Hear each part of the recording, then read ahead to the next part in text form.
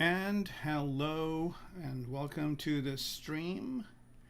How is everybody doing this fine February, whatever the time is when you're watching this?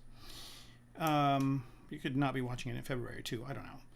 All right, so let's do a quick sound check and video check. Can everybody see me okay? Let's make sure people can hear me on the three different settings. We did make a few changes today, so hopefully you guys are seeing and hearing me good. Let me see here if I'm on ZBrush Live. Looks like I am. All right, I'm going to wait a couple of minutes here if everybody from each service can chime in about how well the audio and video are going. We can get started. So basically, I need somebody from YouTube, somebody from Facebook, and somebody from Twitch to chime in and let me know that they can hear me. Because I don't want to get started and get ahead and have the audio or the video not work. All right. So it looks like somebody's typing something. All right, let's hope it'll be soon. All right, so Facebook is good, and Facebook usually has a delay, so that's great. All right. Lansk is asking if this is the second part. Actually, I think we're at number 4 today. We're almost halfway done. So I know it doesn't look like it, but you know, well, it's. I think again, I shoot for 8 weeks. Usually takes about 10. So I'd like to say that. Okay, so we're doing good on Facebook. Anybody on Twitch? Anybody on YouTube? If you could chime in, that would be awesome. Hey, Chris, how's it going? All right, seems like we're doing really good on Facebook. Oh, here we go, Twitch here. Twitch is good, awesome. And I guess YouTube should be good, you know, 2 out of 3 is good. All right, so what we are doing is working on this mech. I did a little bit of tweaking, not too much. It's kind of hard to just put this down, especially since it's a mech during the week, 2 weeks that I don't have it. So sometimes I play around and do a few things. But I also try to make sure I don't go too far. So yeah, we're working on this mech. This is the way it kind of comes down and sits down. And somebody was mentioning last time that the front part of the mech, so let me go to this one. So they were mentioning this front part of the mech would be the thing that swivels down and people could get on it. But that would kind of be difficult in a battle type situation where if you open the front part and you're facing the enemy, then you're going to be getting pummeled. So I thought another idea would be to, and let me see if I can do this. I should have symmetry on. Let's try that one more time. And all right, well, I guess it needs both. No worries, easy enough to do. And we'll invert that. So what I was thinking also is instead of the front coming down like this to pick up the people, what if it did the exact opposite? What if it did this? So it would still be, it could still be facing danger, and this could be armored on the bottom. So that could work out, and then the people could kind of get out this way. Also, the guns would swivel down as well, so they wouldn't be hitting this back, and then people can just get in through the back. So I thought that would be kind of a good idea. So again, when we're doing concept design, it's always good to kind of think about all these things. If this is going to be in a game or a movie, you have to think about how people are going to get in and out, since it is a piloted thing. All right, so let's continue on. And as always, if you have questions, feel free to ask, and I'll try my best, or I'll do my best to answer them for you if I know the answers. And if I don't, then it'll be, something I'd want to find out about as well. All right. Okay. So All right. Oh, yeah. All right. Cool. So we've got that person that suggested the front is actually here. So that's great. I'm really happy that you're in watching this thing, kind of watching the episodes. So that's great. Okay. So somebody is saying this looks like Metal Gear, and definitely excuse me, a big fan of Metal Gear, and I am sure Mr. Shinkawa's designs are a big influence on everything that I do because his work is just amazing. All right, so here what I want to do, one of the things I was considering doing, and I started doing it but stopped because I wanted to do it live on the stream, is I want to lift this up. So right now this is just kind of connecting over to this kind of piston over here. But I think this would need to rotate, and as these legs are moving, I think it would be a hindrance. So I want to move this top part up. And to do that, I'm just going to go ahead and click the pizza boxes and then start doing this. And I think I just need to invert that. So I guess maybe I'll just do it this way. Here we go. And then I want to lift everything that's down here on up. A bit like so. Maybe move it forward and have it be something like this, and then maybe have some other mechanism in here to maybe, so that it allows me to rotate the turret. What's going on with that? Wow, that's weird. Oh, I've got symmetry on. All right, so let me go to the center here. So this turret is going to rotate like this and like that, right? So if the legs were kind of running, then it would interfere with it. So that's why I think it's a little bit a better idea to lift this up a bit and create some sort of a connection here for the legs to rotate on. All right. So Alexander, you were saying this is inspired by Metal Gear. Somebody else also said that it looks very BattleTech, and it is definitely the case in both of the situations because both of those are big influences in my work, and I think there are some really good ideas that those guys did, and but by no means can we not improve and maybe introduce some new ideas. So we'll kind of do that. All right, so now I'm just basically making this piece in the middle here. That's going to be connected to the legs, and it gives me a little bit of a swivel. So that swivel here, see, it's at an angle, and I don't want that to be at an angle. So I'm going to mask these, these two parts and place this over in the center here and rotate it until it is level like that, right? So that's kind of what I want. And I want to move it down. Well, did I mask this part too? I did. Right, so let me just move this down like so. Man, I was hoping to be on 2021.6 today, but it doesn't come out until Tuesday. So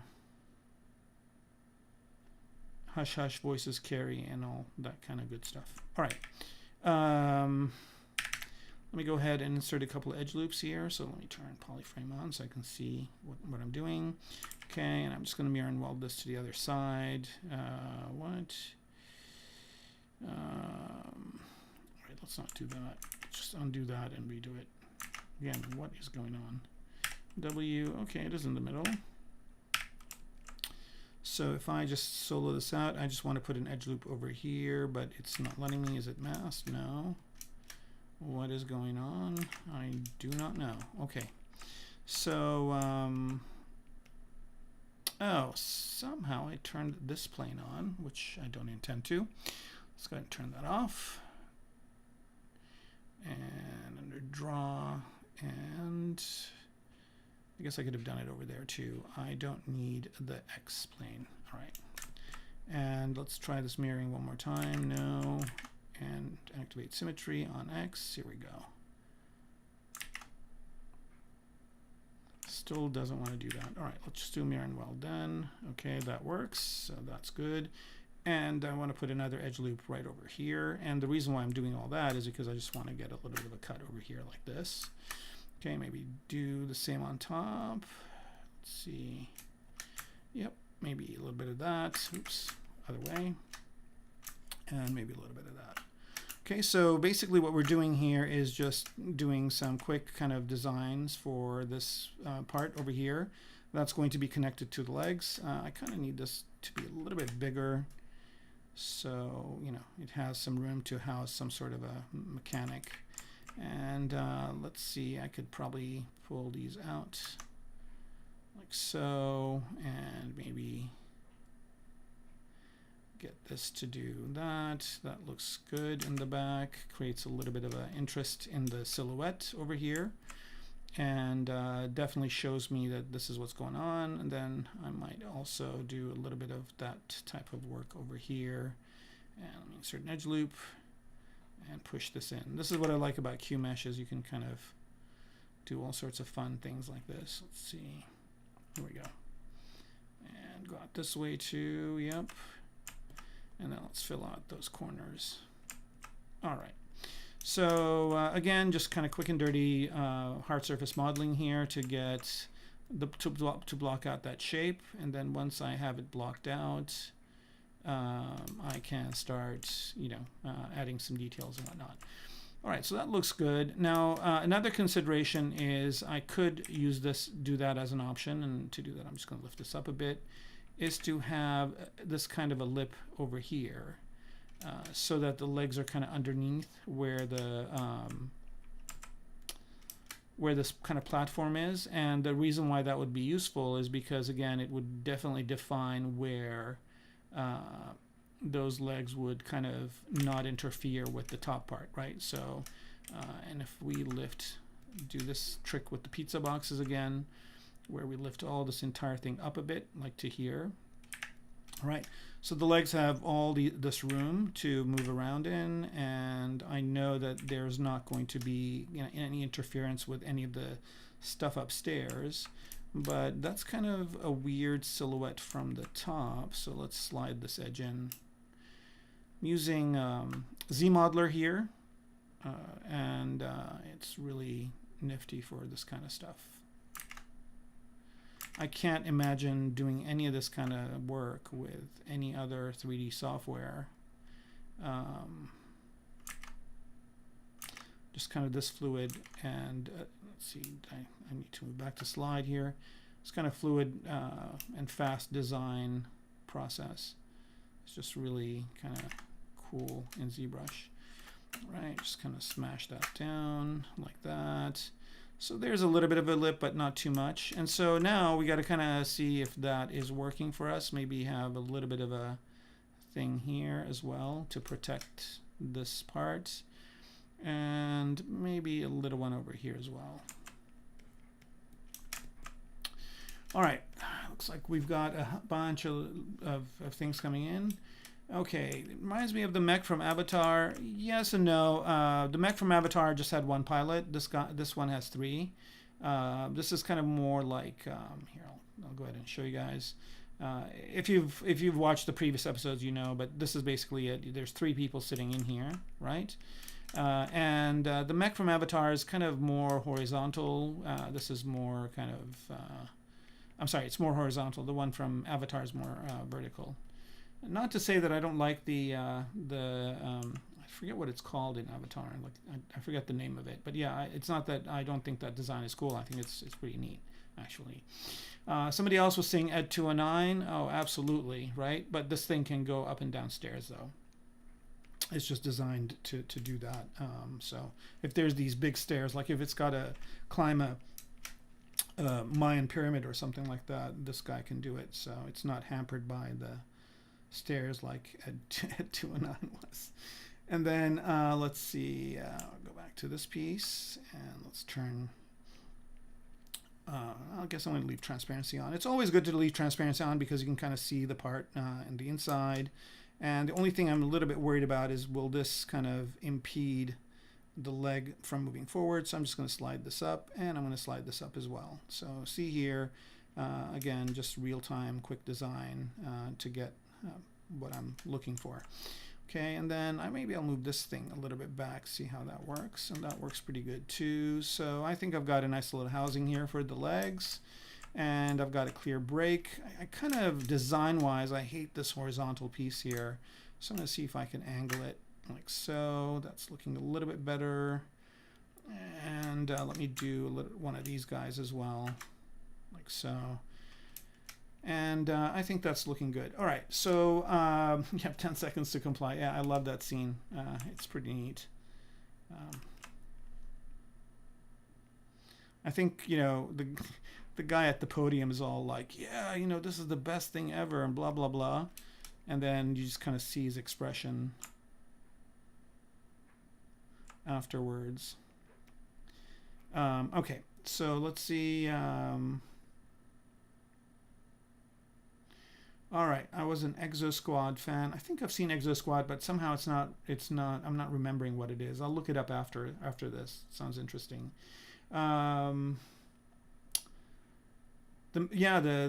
mask tools, yeah, the mask mech mesh creation masks are awesome. They look really great. It's going to be nice for creating like organic shapes really quickly. So I'm very, very much looking forward to those. All right, mesh to the center of the grid to achieve exact symmetry. Yeah, it is. So I think Lansk is asking if I can do that. Sure. So if you have a piece, and I'll just duplicate this one just for kicks, like it's here, right? And if I want to do something symmetric, right? If I go to A here and say, symmetry is activated on X, right? So if I go in here and I want to insert an edge loop, right? It's not really going to be in the middle, right? So, oops, I don't want to do that. It's not going to be exactly in the middle. So see, it's here. It says non-symmetrical operation canceled. So I would have to move this over. So I could, right? Or I could turn on local symmetry, and now there is local symmetry. So it does. Let's see here. So I guess it's still kind of thinking that it's not exactly in the world. So let's do this. Yeah, no, that's good. So then, if we run into that kind of situation, if we want to center it in the world, what we can do is we can just go to the gizmo, right? And then first thing we want to make sure is that the gizmo itself, like the gizmo could be here. So if we just click on this map kind of button, it puts the gizmo at the center of the bounding box of the polygon. And then if I click on this home button, it puts it right smack in the center of the world, in ZBrush's world. Now, you might be confused because this bottom part here is supposed to be, in Maya or other programs, usually the floor is the center of where things are. But here it's at the bottom, and that's because in ZBrush there's a mode where the floor can be at where the lowest polygon is. And here, since the lowest polygon is this kind of guy and feet of the mech, it has it there. And if I want to change it, it's easy enough. You just go to draw and you change this elevation. It's -1. You just change it to 0, right? You can just type it in. And then now see that it does put that thing right in the middle of the world. So that home button just puts it at 0, 0, 0. But make sure that before you do that, you also click on this little map button to make sure that you're moving things from the center of that object, right? So I'm going to go ahead and change this back to -1, like so. And, we don't really need, well, you know what? We just made this thing. Might as well see if we can do something with it.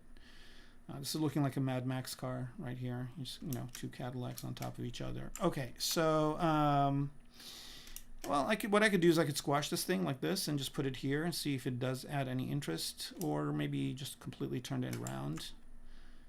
I got this trick from Ridley Scott, where I don't know if you guys have seen Blade Runner, but in Blade Runner, the columns that they use, they just turn them upside down and use them in the street scene. So it was just an interesting thing to do that made it more sci-fi. All right, so here I'm just going to reset the gizmo and see if this is adding any sort of interest to the silhouette here. And I think I'm still in, no, not in pizza box mode. So why is it just showing this piece? Let's see, maybe because of transparency. Probably, yep. Okay, so there's my silhouette. So here I'm just kind of seeing if it does do anything to the silhouette this way. Over here, from the side, no. How about over here? Nope. So here I'm just basically, you know, since I have that part, might as well see, whoa, see if I can, if it does, you know, if I can use it for anything before I discard it. Let's see, no, that looks horrible. I could make this wider. I think I'm basically, you know, messing with a good thing here. So I think I'm just gonna, that looks interesting. Maybe here, maybe up here. Nope. And I can, of course, always try doing something asymmetric, like maybe, you know, like would it look interesting this way? Let me turn local symmetry off. I don't need it anymore. And I don't need symmetry on in general. So I'm going to turn that off too. Okay, and that's kind of interesting, like maybe something like this. And let's see what it looks like on the other side. Oh, that's interesting. Well, you know, that's good. But what if I brought this down to here, where I kind of had an area that was kind of being a bit of an eyesore? Okay, so see how now when I'm resizing, it's not doing it right because it's not at the center of the world, right, or the center of the object. So I have to make sure that I move this to the center of the object, and now when I scale in, it's going to scale in from the center. All right, scale in this way, squash it down, do this, move it here. Maybe just flip it completely around. So here I'm just basically, and I'm really kind of thinking this is looking good, so I think I'm going to keep it. So here is the same piece that I had on the top, but I'm completely repurposing it here for some other shape. And again, that's kind of adding to the silhouette shape, more or less. Okay, so a bunch of questions. Christian Wolfgang, thanks, man. I appreciate it. And do you use clip curve or trim curve tool? Okay, Comics Legend, I'm going to answer your question in a second. Sculptable symmetry, well, that's a whole other thing, right? Start feeling confident working hard surface project in ZBrush. Josh, you have a good question. I'll answer it for you in a minute. Posable symmetry, yeah, posable symmetry, yeah, that's definitely, you know, I've never really used that with something hard surface, but I'll try it. That's a good idea. Yep. Okay, so I will do that posable symmetry thing in a minute. But first, let's answer your first question. Do I use trim curve or do I use clip curve? So let's just stick to this part here. All right, so now I've got this. I'm going to go ahead and split that bottom part off. So here I'm just going to say split to similar parts. Okay, and oh, they are similar. So that's kind of the funny thing, is that they're actually similar pieces. So it's keeping them all together. So I need to do it a different way. I'll just do it this way. Split hidden. Okay, so now there's the bottom parts. So then your question was, do I use? Okay, do I use the clip curve? So if I use the, I use this one, clip curve. If I use clip curve and if I do this, right, it keeps the same exact geometry, it just moves it. So instead of clicking on a bunch of points and moving them like I would have to do in Maya or do soft selection, I can just do something like, well, I kind of need the top to be like that, and now I get that in just one shot. Now the other one you're talking about, which is the trim curve tool, which is this one right here, right? What that will do is actually cut the mesh, right? So now I do have what I wanted, but it's added all these like non-quad triangles here, right? Which is not something I really do want. I mean, sometimes it's cool because I can actually use that for the design. Like if I were to, here, let me duplicate this. Like if I wanted to kind of get a more funky design, I would just kind of go in and do that same thing. So I've got this. Let me see if I can turn symmetry on here. I don't know if this works with symmetry. One of these guys doesn't work with symmetry. Yeah, this is it. Okay, so then I would just have to turn symmetry off and just keep doing mirror and weld, and I'll do that. So here I did this, then I got these cool kind of triangles, and now I'm just going to go ahead and mirror and weld that. So now I got that on both sides, and then I can just go in here and Q-mesh this out. Is it the same on both sides? It is. Okay, let's turn symmetry on, and then I can just Q-mesh this part, and then Q-mesh this. Right now I'm kind of getting a whole other type of look to it. I don't have all quads, but then I've got this kind of cool triangulated look. Right, and sometimes I like doing that, and I've got some work that has this type of workflow in it, and I'll show you guys in a minute on my Instagram. So here, if you look at, let's say, this car I have, right, if I look at this car, right, it looks like it's got some of that same methodology, so it's got that triangulation. And then I've done a few other tricks to it to make it look this way. And the tires are coming along. I'm sorry I'm not done with them yet, but I'm making some racing ones as well. I did give a preview next or last stream. So they're coming along. I should have them done soon. So if you guys need it sooner, just drop me an email. All my information, by the way, if you go to my website, all my information is here. First button is email. And then Instagram, excuse me, YouTube, my Gumroad, all this stuff is here. All right.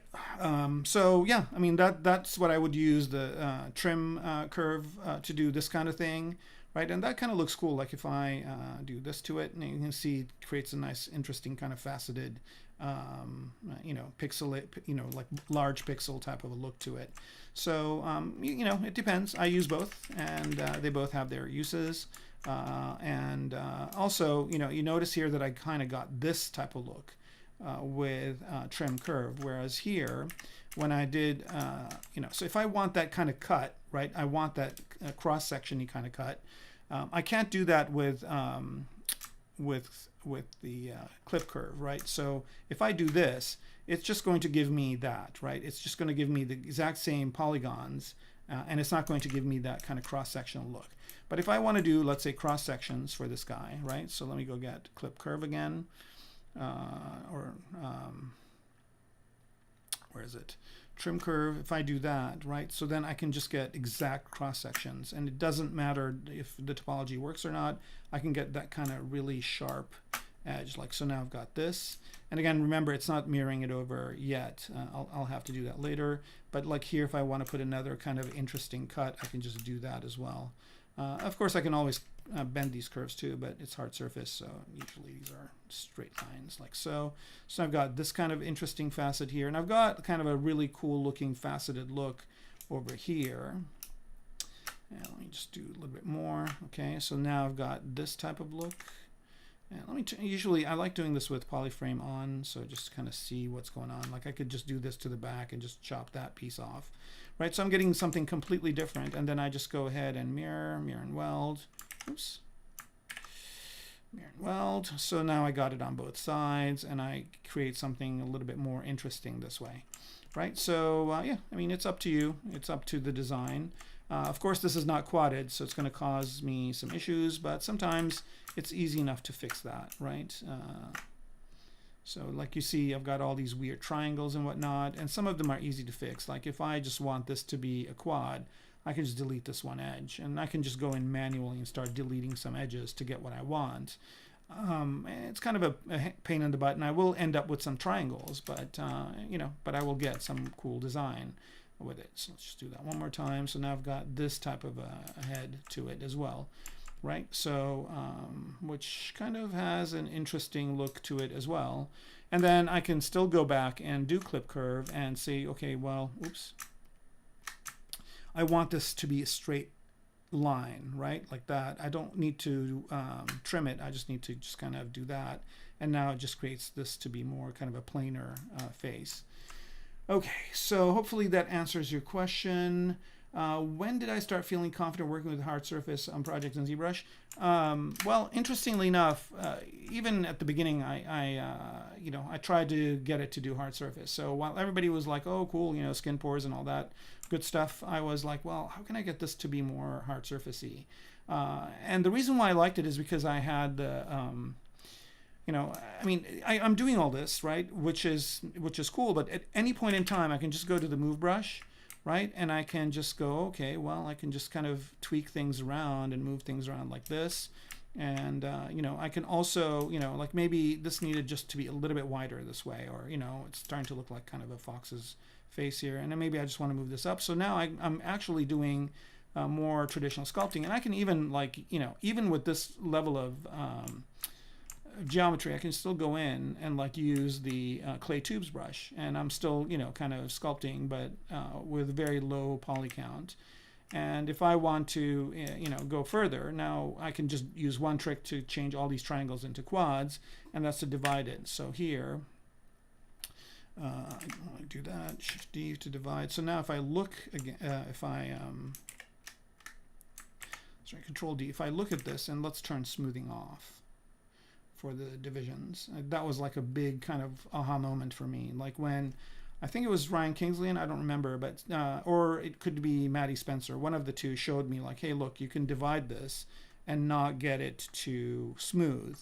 I think that's when I'm like, okay, cool. I am going to be able to use this thing for hard surface. So now, if I look, I've got every one of these as a quad now, and it's all basically more geometry, and I can continue to divide it. Right, and then I can just go in here, and if I want to, let's see, if I want to go in, now I'm basically sculpting with clay tubes, divide it again. You know, I'm going from kind of, maybe this part here is cloth, so now I'm kind of creating more of an organic type of front part for some reason, right? So, of course, you know, you get a bunch of, because it's not really, you know, I didn't start the topology right, you're going to get a lot of pinching and whatnot. But you can always use the trick of like you hold shift down and let go, and that just kind of removes some of those pinches. So now I basically have organic and hard surface mixed together, more or less, right? So so you know, right from the beginning I was like, okay, how can I make this thing do a hard surface? And it got better and better and better. ZModeler was a big deal. Like that really kind of changed the game for me. And then you know, every other thing that they add just does it. And you know, some of the new features, I mean, they weren't really talking about hard surface, but I already have like a bunch of, well, they did actually, that thing where you add the polygons on top of the object, and I will use that in this project, as a matter of fact, as soon as I can, to add paneling and add some additional pieces. So you can see here that I'm getting something completely different than what I did before. Just by kind of going off and doing using this method.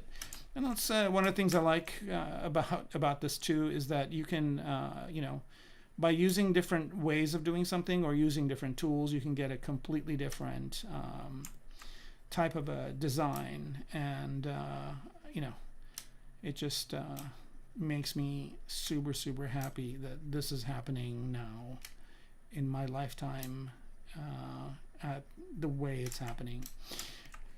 Okay, so a bunch of other comics legend. You're welcome. Do you weld points? How do you do it? Yeah, you can weld points. So here, if I go over to this, right? Let me see here. Yeah, this is pretty good. But if I want to, you see here, all these points are kind of closer to each other. And if I wanted to have less points, you can weld them. I guess if that's what the question you're asking. So there's two different ways of welding points, but like here, for example, if I go to ZModeler and let's delete some polys here, delete single poly, like if I delete this one, oh, it has multiple subdivision levels, no worries, I can either freeze them, or I can also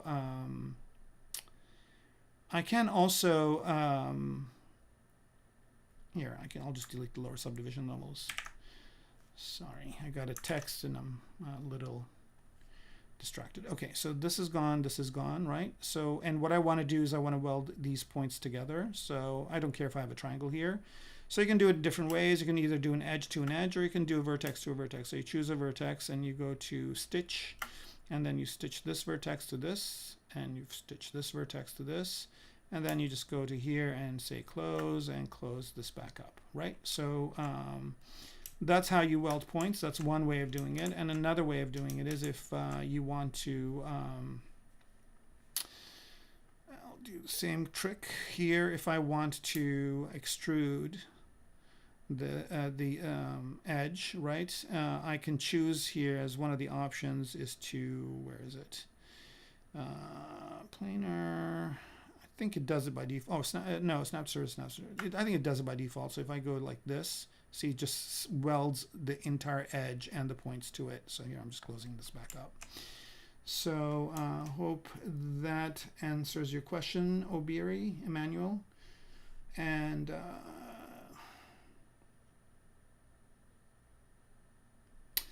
okay, so VoidWorks, you're asking if I got something soft, how can I get it to, you know, like if I got a, this edge is now kind of, you know, not soft. So there's different ways of doing it. I mean, you can always use that thing that I used before, which is the clip curve. So here I can just kind of get this at an angle, get this to kind of come right over here and just sharpen that up. So now it looks a little bit sharper than it was before. So that's one way of doing it.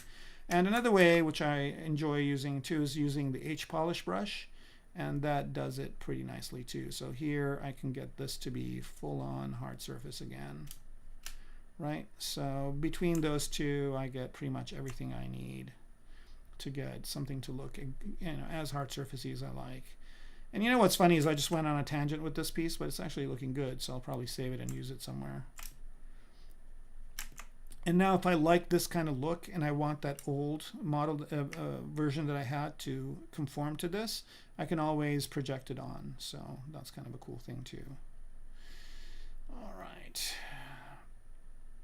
All right, I'm wasting time here. Let's get back to the actual thing. And now here I can, you know, usually what I do is I create just this folder up here called builders, and I just pop this into builders. And that just basically is additional parts. So when I'm done with the project, I go back into this folder and salvage whatever I can out of it to use in a future project or something like that.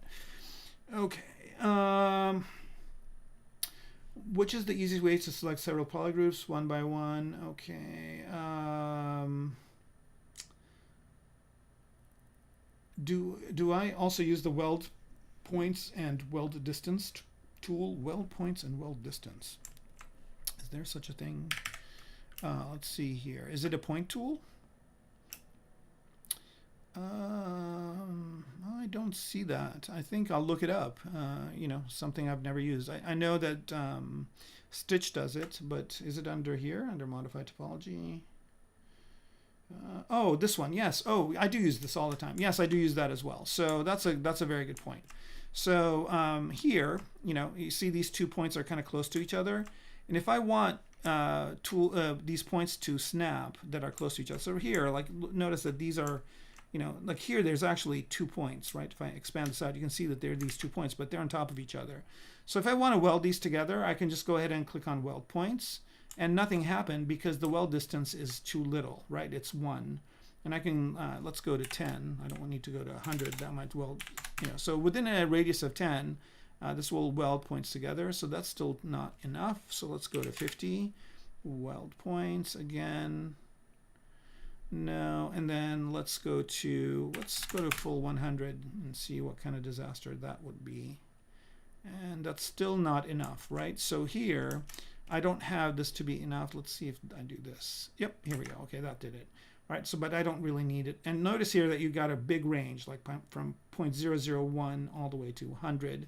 So let's try 10 again, and with the actual circle closed here, and that did exactly what I wanted to, right? It connected these two, right? It was like this over here. Let me zoom in so you can see it. It was like that, and then when I said weld points, it welded that, but it didn't weld this one, which is a little bit further. So now if I go to 20 and click on weld points, right, it will weld those as well, and it did it all the way until here. And then of course this is more than 50 or 20, so I would just kind of go up in number. So yeah, I use that all the time too. It's pretty useful, and especially I use that when I bring in some CAD objects. Sometimes they come in all different pieces, and I use the weld points feature, and sometimes I use it if I detach something and need to connect it back up. So good. Thanks for reminding me of that. Yeah, it's pretty useful. And let's see. Okay, selecting different polygroups. Okay, so they added something which is kind of cool, and I think they added it with the 0.1. So this is, or 5.1, I think, release, or 0.5. Yeah, I think it was 0.5, and that's the fill option. So here, if you go to polygroup, right, like so, right, you can just go in here and just say fill. And then you can choose different options. So fill, stop at creased edges, stop at different polygroups, etc. Right? So here, if I click, it's going to fill this, but it's going to stop at different polygroups. And if I click here, it's going to select. It's going to do that one. So it's kind of a quick way to select different polygroups is by using this fill function. That really helps. I don't know if you've taken a look at it, but you know, it was one of those things where, you know, I always wanted that to be there. And when it was just like, yes. Okay.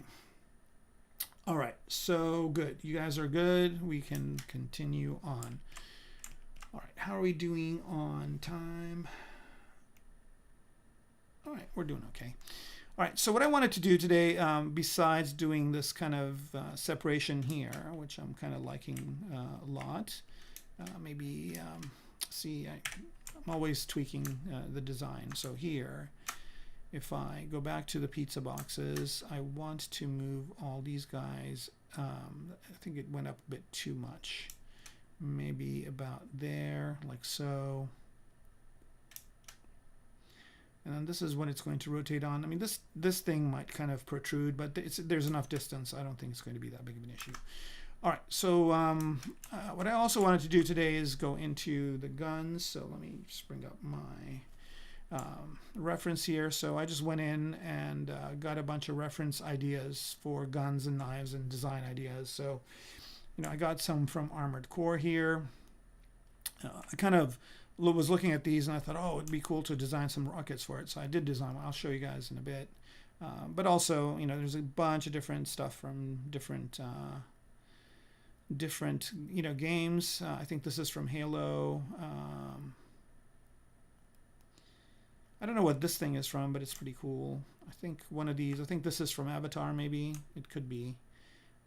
Some real, some fake.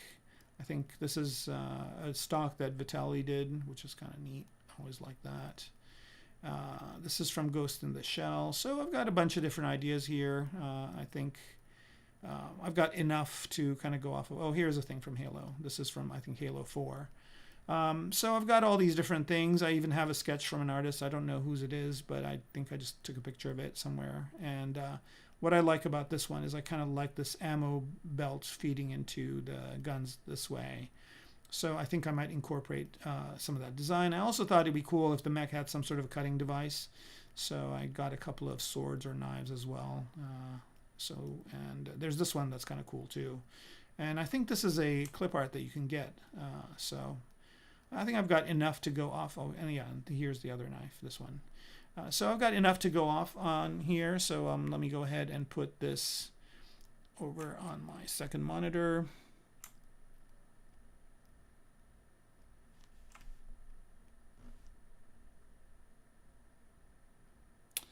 Like so.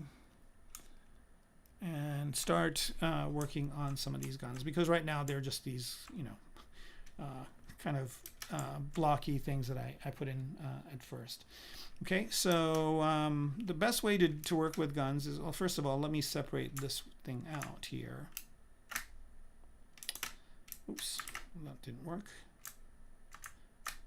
Okay, I'm going to go to oops, escape.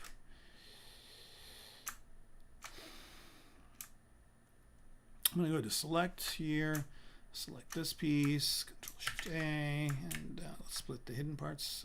Did this again? Nope. Control-A, split hidden. Right, so what I want to do here is, so if you really think about it, the best way to work on a gun design is to start out with some sort of a cylinder. So here, I'm going to bring up my handy-dandy primitives. And I am going to choose a cylinder. So here I've got a bunch of cylinders, and I've got one with a hole in it, which is good for this. And I'm just going to start with 16 edges for now, keep it light, and here they are, and just move these down over to where those guns were. Again, I don't really have to be that accurate. I can redo the proportions this way. One thing I need to do here is move this to the center and just start growing this out. I think it's a little bit too fat, so let's slim it down. So that's a bit too much.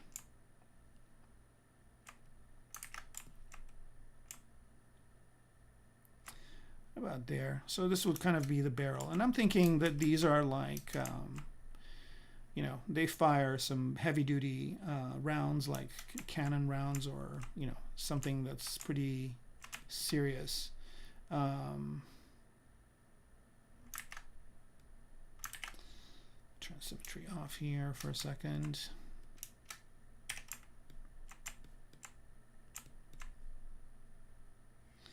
Kind of want to see it from the center, and it's, you know, it's growing this one, it's growing it out from here, so the other one's kind of off, but I don't really care because I can just mirror and weld it. Okay, so about there, and let's mirror and weld. There it is. Whoa, yeah, that's too big. All right, so let's go ahead and clip this down to here. That's too short, so about like this works. So as here, I'm not really selecting and doing all that stuff that you have to do in Maya, which is kind of a pain in the butt. But here I'm just basically just using this to get things right. Mirror and weld again. I think, you know, I mean, if I'm looking at this, it's pretty big bullet, so maybe make it a little bit thinner, because there's going to be stuff on the outside as well.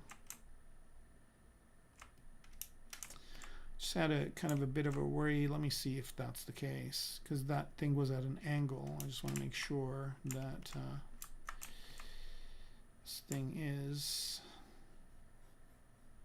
yep, it is level. Okay. Not that this is going to, I mean, maybe part of this will show, but not all of it. Okay, so there it is. Move it over, just position it, mirror and weld to get it on the other side. Okay, so that's where it's going to be. Whoa, I got one in the middle now. No worries. Oh. I keep going to grab something from the top here, and it just keeps grabbing this thing. And what happened? All right, that's weird. It got all pixelated. Oh, here I go. Totally messing this thing up. All right, here we go. And I think it'll figure itself out in a bit. I wonder if I... Alt drag up and down, no. Shift drag up and down, control, no. Yeah, I don't know what happened here. See if it's under preferences. Preferences.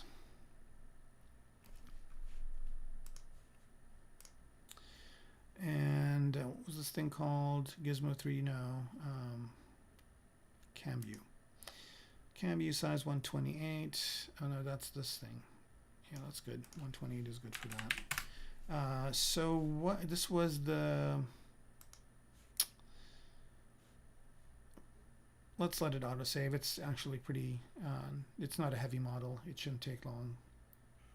Well, everybody's gone quiet. All right, it's almost done. And the only reason I'm doing this is because I want that silhouette. I want it to be accurate.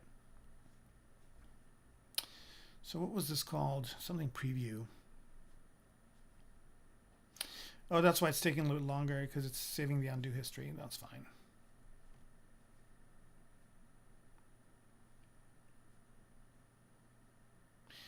All right, come on, almost done.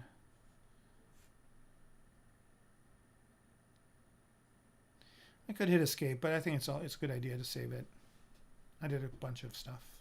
Not that much, but still. Okay, so there's that, and then let's go in here. So it's not cam view. What is it? Thumbnail. It is a thumbnail. Okay, thumbnail. Bam, bam. Silhouette. Yep. Size. No, that's the size. Magnify. No, that's not it either. Background. All right, well, that's weird.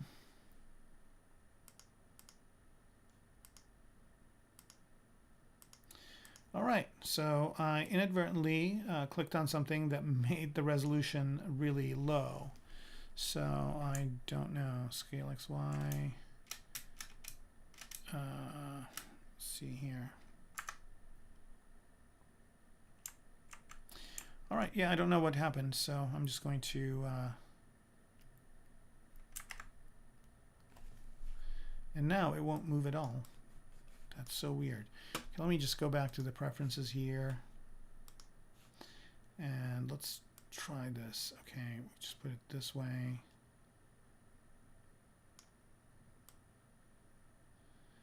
Here we go. The size is what gives it. All right, so learn something new every day.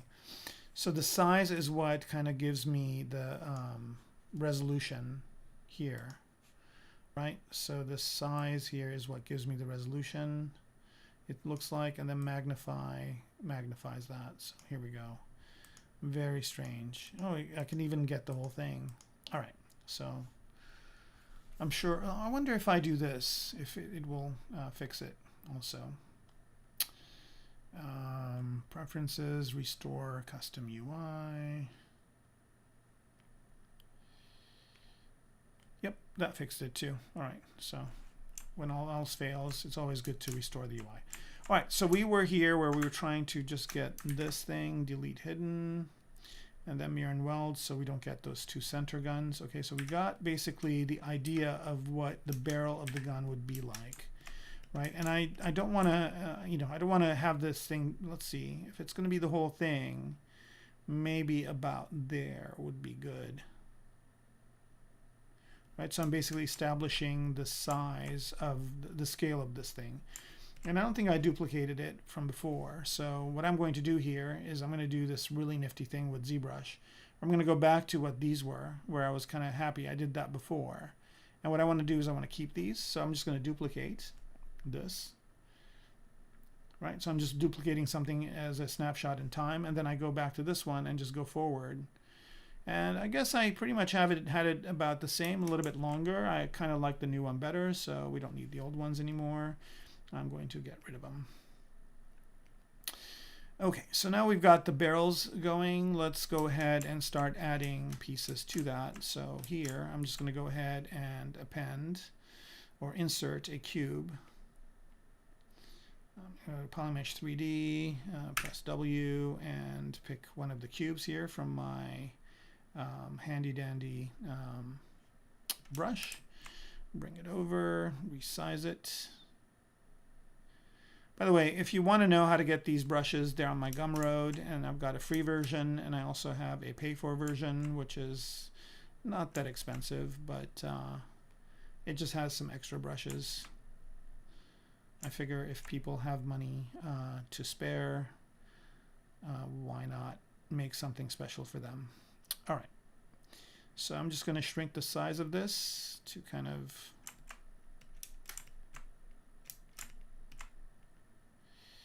do that, and then move this over. So now again, I'm just working on just the silhouette. And one of the things I could do now is that now that I have a placeholder for this, instead of doing it and mirror and welding it, I don't really need to see that all the time. So what I can do here is I can just duplicate this and duplicate this, merge this down, maybe to the duplicate. So here's the duplicate and duplicate, merge down, like so. Okay, and now I've just got one piece here. That's this, right? And I don't really need that other one. So I'm just gonna do this, delete hidden. And now I just have this piece, and again, I want to put it in the center of the world. Now it's at the center of the world. So now I'm just gonna go to solo, and I'm just going to work on the gun. I don't really need the mech and rotating around the mech or anything like that. I'm just basically only working on the gun, and it is symmetrical, and it is in the center. And now I can just split this to parts again. Okay, so now they're both in the center, and I can turn solo off and just turn these two guys on visibility wise, and now I'm just working on these two pieces. So that looks good. Let me go back to my reference here and see some of the ideas that I thought worked really well with some of these these guns that I had. All right, so I like the idea of having like a top part. Let's go to the rectangle. Kind of like the idea of having a top part, like so. Why is it here? Oh, this one. Nope. Where is it? This one? No. That one. Okay. So I kind of like having a top part like this.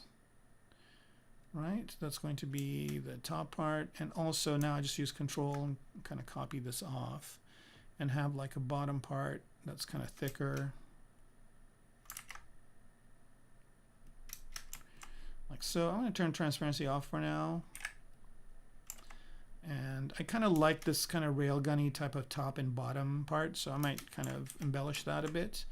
So here I'm just going to invert my mask, take this up like that, squash it down, and then just Control drag another copy like this.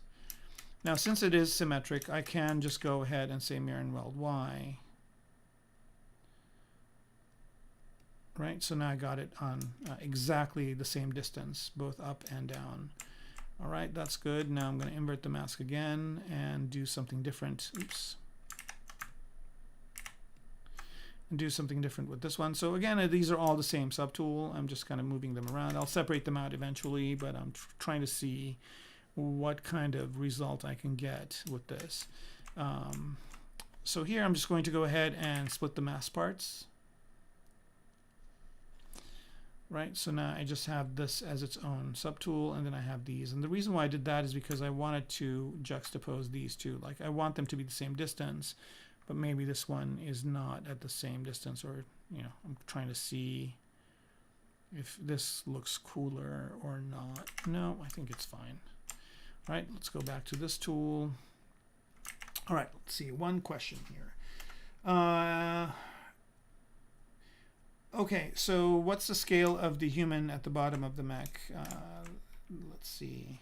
Emmanuel is asking, and I think what you mean here is that if I bring all this stuff back, here, let me just click on this. Right, so I have the guy here as reference, right? So I basically, you know, it tells me that this thing is, you know, this is where the guy would be down here. And then I also have one of these guys, which is a bunch of guys on top of each other. And I'll go ahead and hide the first one so you can see it. A people folder here. And let's say I hide these two. So now I've got this one, which again, if I turn transparency on, you can see that this thing is 1, 2, 3, 4 people high. So about maybe 3 stories high. I actually have people going all the way in. So 3, 4, and then there's a bunch of them. I also have the people inside, right? Also the pilots, because I want to actually see what they would look like. And the pilots are basically the same kind of character that I had that I did a merge visible on. And I just brought him in and just used the simple masking and tweaking to make him look like he's sitting down. All right. So Game Division is saying how to start ZBrush. I don't know what you mean by that. Like start the program, or do you mean like how do you get started in ZBrush? Is that what you mean? I'm not sure. I think I've got another guy here that's standing on top, but he's no longer standing on top because I moved him. It's always good to kind of have a guy standing on top of the mech as well. So let me choose him, because it kind of gives you an idea of, like, let's say you kind of zoom in on him and kind of gives you an idea of what it would look like if he was on top looking down, or if, you know, and because people do and will climb on top of here, I'll have a whole bunch of stuff on top here that the mech carries. So yeah, hopefully that answers that question. I'd like to keep this guy here, but the pilots can show up as well. One of the reasons the pilot is poking out, this one, is because there's going to be a turret that he's going to be sitting at. So kind of, you know, it's one of those things like a tank where he can look out from the top.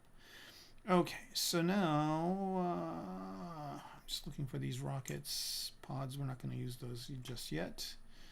So let's hide those. And let's get back to the gun. Okay, start sculpting as a fresher. So somebody who's starting from scratch. Well, I think the best thing I would recommend is try it out first. And the way I would do that is there is a free version of ZBrush that you can get called ZBrush Mini, I think. Let me see here. If you go to pixologic.com,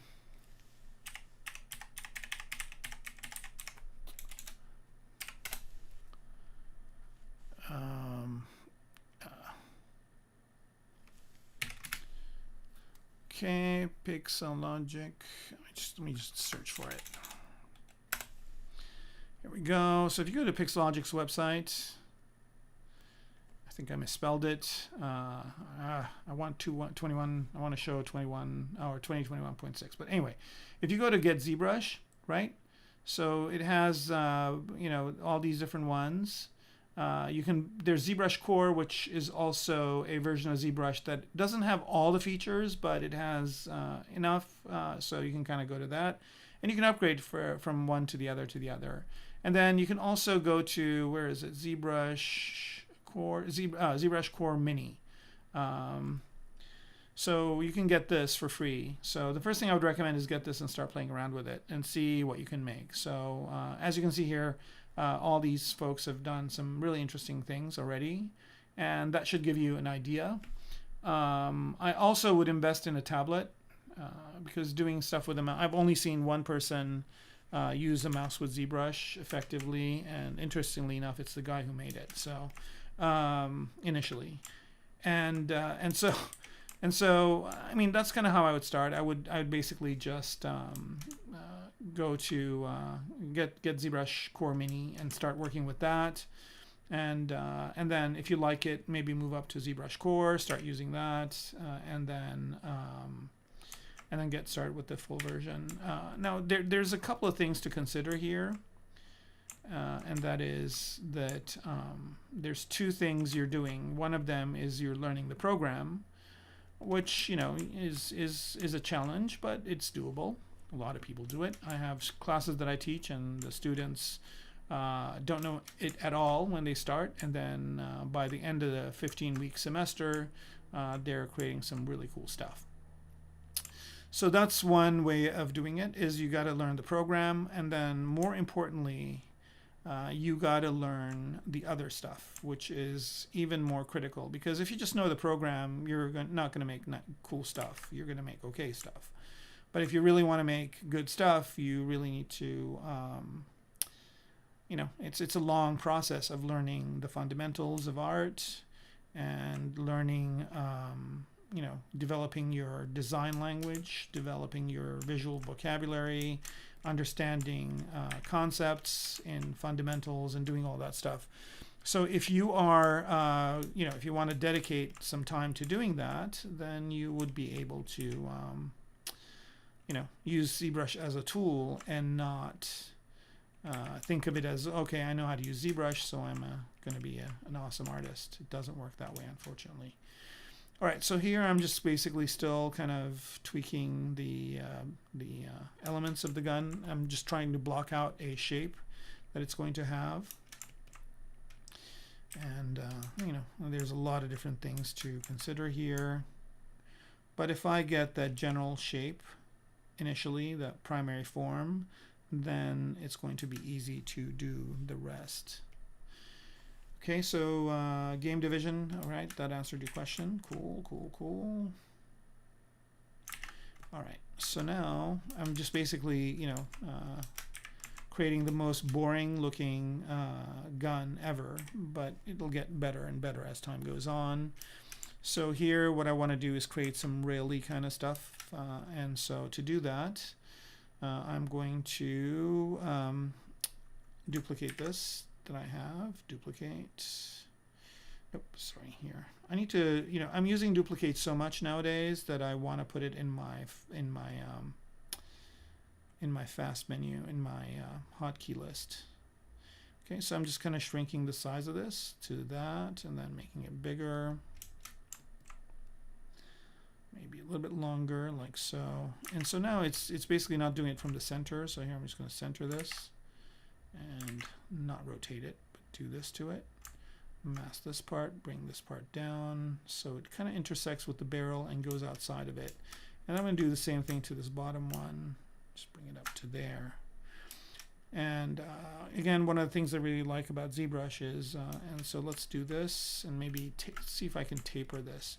So what did I just do? Did I drop out of 2D mode? I did. Let's go back to draw. Okay, so now here I want these to be tapered. So they're going to taper down from where this is on down. And to do that tapering, I'm going to actually use a deformer called exactly that, taper. Right, and I want to do this kind of a taper here, and then just shrink the size of this like so. Okay, and I don't really like this kind of weird angle on top, so here just switch to ZModeler and add an edge loop. There's two ways I can do this. One is to, and let me try doing it that way. I'm going to bevel. I want to bevel an edge. No, let's try beveling that edge. I'm just going to bevel it down this way, but I don't like that, so I'm just going to do it the other. Do not switch. F. But I don't know why this other piece is kind of still visible. Let's hide it. Nope, not that guy. Can you guys hear thumping at all? I think one of my neighbors is having a party. Yay.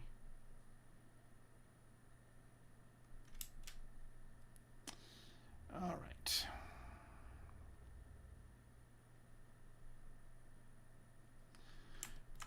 Back to this, back to that. And I'm just going to insert an edge loop about here.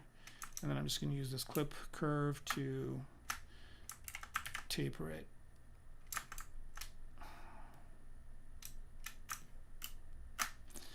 All right, so that's exactly what I want. Let's move these in a bit more. And so the top part is looking good. I'm going to mask that. The bottom part, I want it to be a little bit wider, like so. And I want to do the same exact trick to it.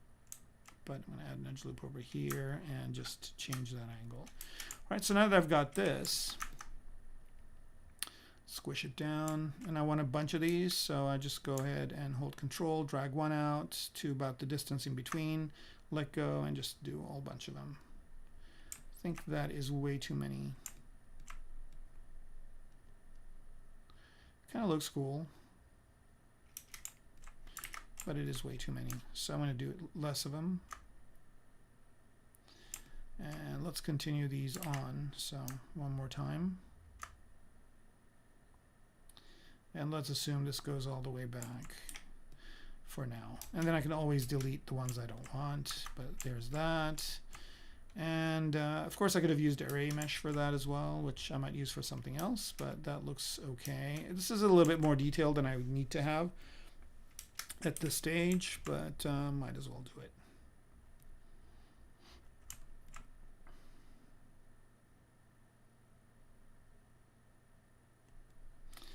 All right, that looks good.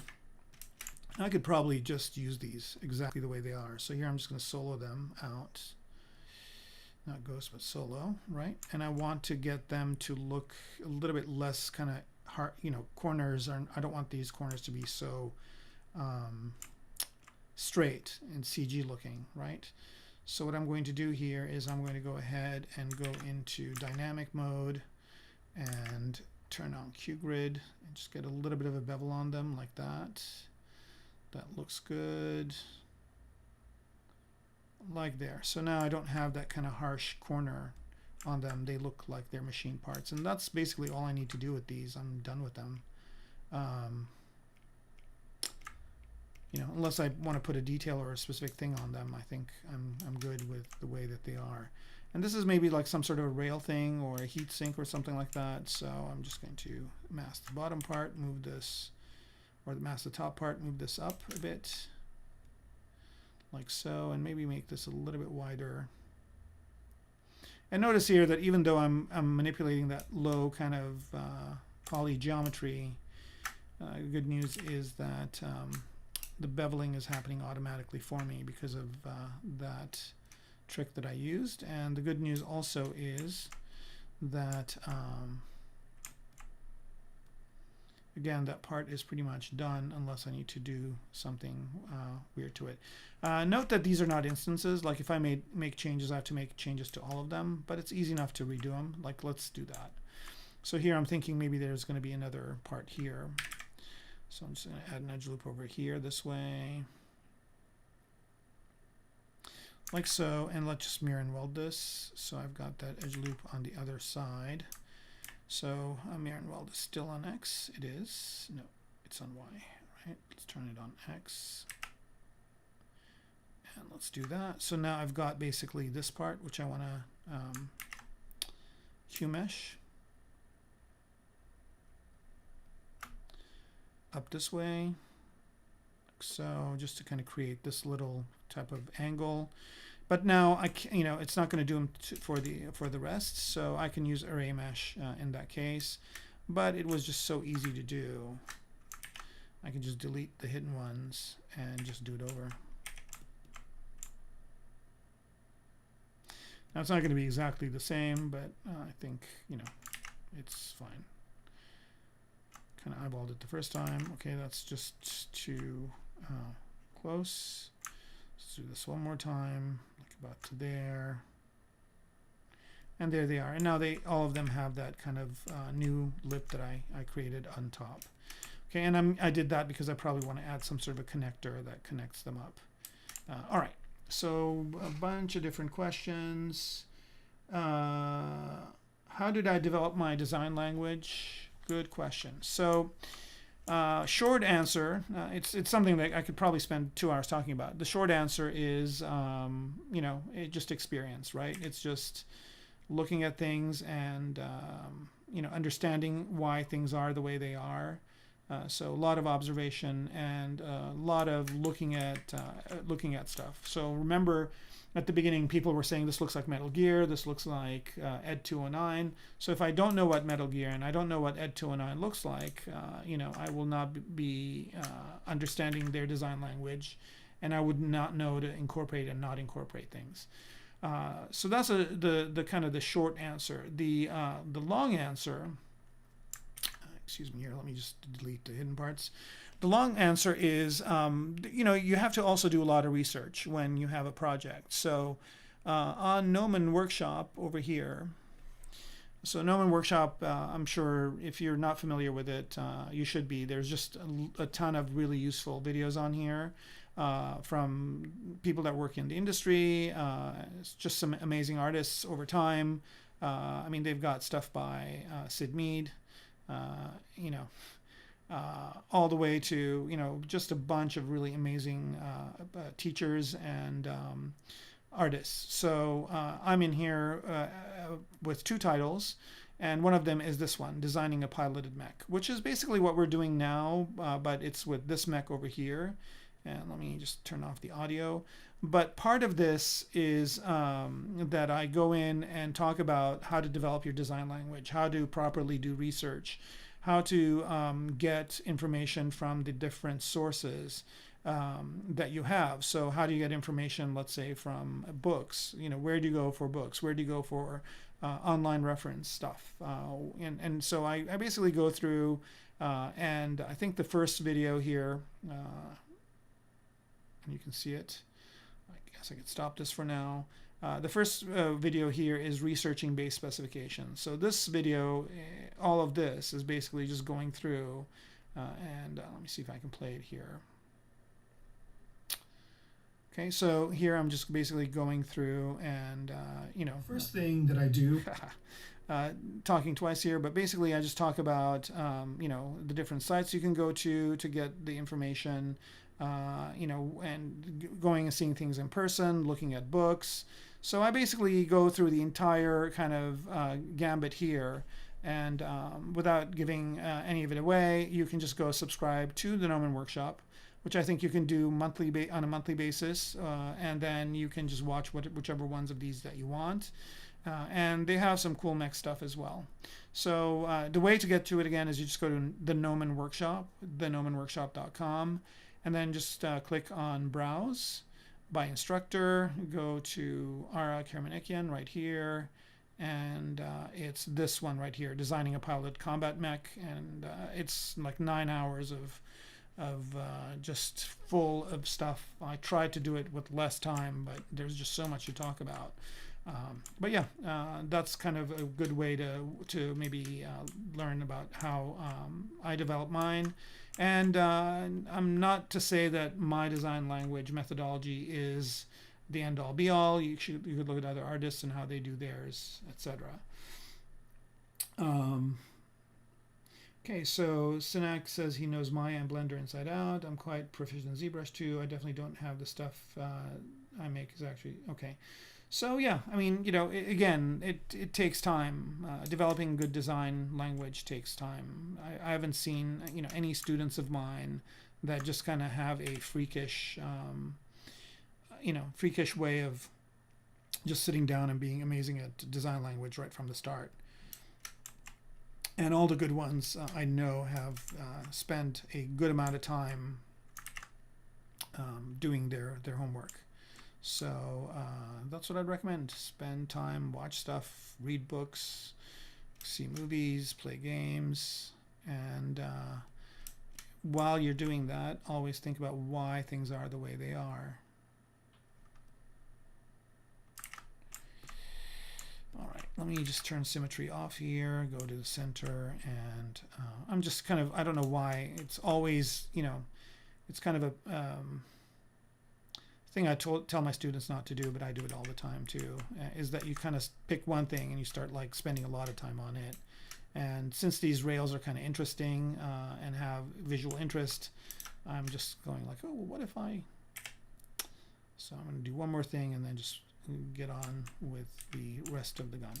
Okay, so we've got enough of it going on here. Bring up my reference. It's always good to kind of have reference up and mix it up so you get ideas from all these different components. Let's see here.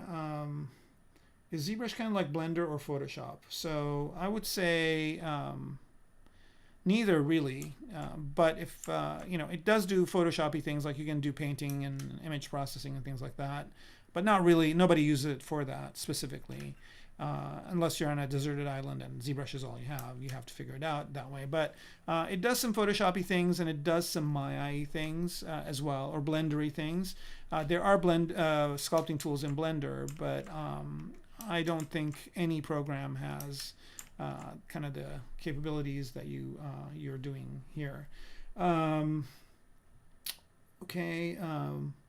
Yeah, Photoshop is 2D. Synax is trying to answer your question. So yeah, that's correct. Photoshop is 2D. ZBrush is 2.5D and also 3D. That's a good point. And yeah, so in Photoshop, when you do something, you don't really, you can't rotate it around. You can't. I think it does have 3D features now. I've never looked at it. I should, but I try to not spend as much time there unless I have a specific need. All right. So, am I making a game? It would be cool if somebody put these mechs in a game. But me personally, I'm not a game programmer in any way, shape, or form. I have played with Unreal and I have put assets in it and used them to kind of try a few things. So that said, by no means am I creating a game with what I'm doing. However, if somebody wants to make a mech game and wants me to be their designer, I would welcome the idea. So if you guys are making a mech game and you need somebody to design mechs for you, give me a holler. Sinek is also explaining about Blender. So let's see. Jeremy, you can look at Sinek's answers. I think he's explaining them.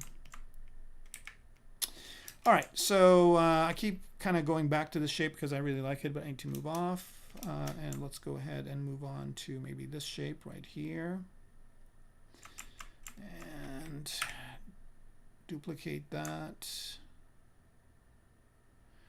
So now see, it's duplicating both the top and the bottom, which I don't want. So I'm just going to go ahead and split this off. And I'm just going to use the bottom part. So let's delete the hidden part. So now I'm just basically going to use this part right here to do another design option. Let's see, add an edge loop, add one more, and move this up like this. All right, I'm just looking at a concept or a reference image that has this kind of a thing, and I'm trying to see if that'll work for what I'm doing.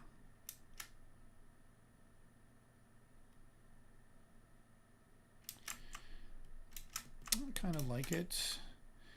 And in theirs, they actually have it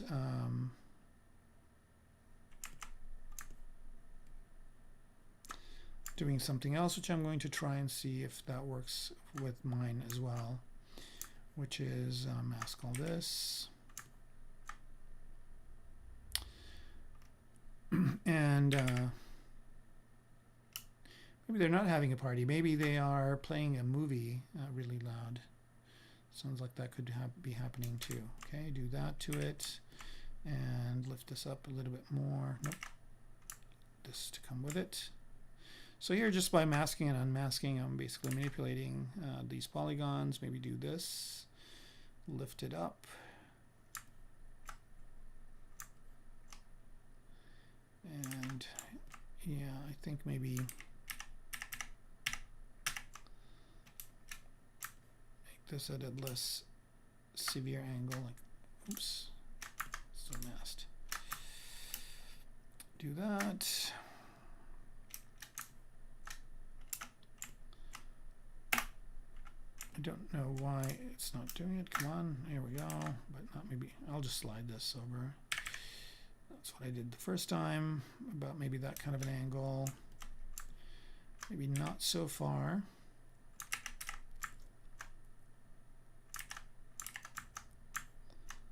Why is it masking both sides? I have symmetry on. Let me turn this back to X. Okay. All right, so move this back in. Yeah, it's weird. Let me just solo this out. I just want to mask these two guys, right? And then move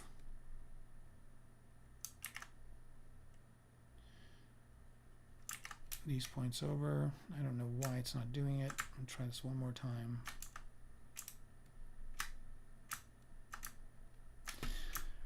All right. I'm going to try this a different way. All right. I don't know what's going on, but I'm trying to mask this and just move this other part. But when I do that, it doesn't work. Oh, that's why. Because this lock was open. A lot of times, you know, I think, you know, the thing about ZBrush that you can learn, which would be kind of the thing that would make you better than other artists, is the, I call it in my classes the WTF happened. So basically what that means is you do something and it's not doing what you want to do, or it does something that you don't want it to do. And you got to go, what the F happened, right? So if you can figure that out, you'll be better at ZBrush. And the only way you can do that is with experience. There's no other way to do that, unfortunately. All right, so now I've got this kind of top part that's looking good. Again, I can always modify these when I continue. And what the heck happened to this guy right here? Let me solo it out. For some reason, this top one decided to become a rectangle. All right, no worries. Easy enough to fix. And just center and just drag up a copy and resize it. And so now we get a chance now to try moving this to a different location. I kind of like it, you know, going over just a little bit over to the on the gun, but not really intersecting it on the top. We'll do that with the bottom too.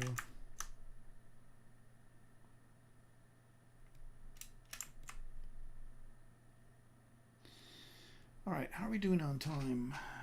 8:30, great. Got some more time to go with this. So now let's try and do something else here. So the barrel's kind of poking out, but maybe it shouldn't poke out as much. Maybe just a little bit. Like that. And again, I have no idea what this would look like on the mech itself yet, but that's fine. And another thing I also want to do is I want to take this guy right here and insert an edge loop about right there, like so. And let's slide this, oops, up.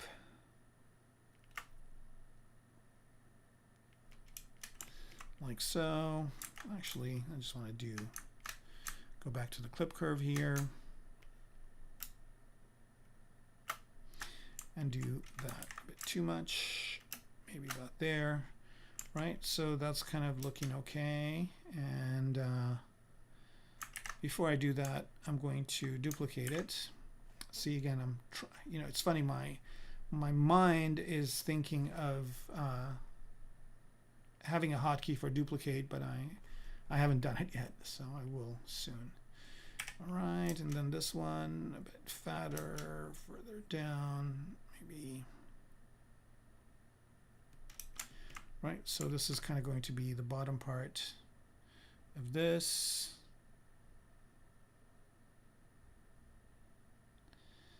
Like so, and maybe this has a little bit of a lip as well.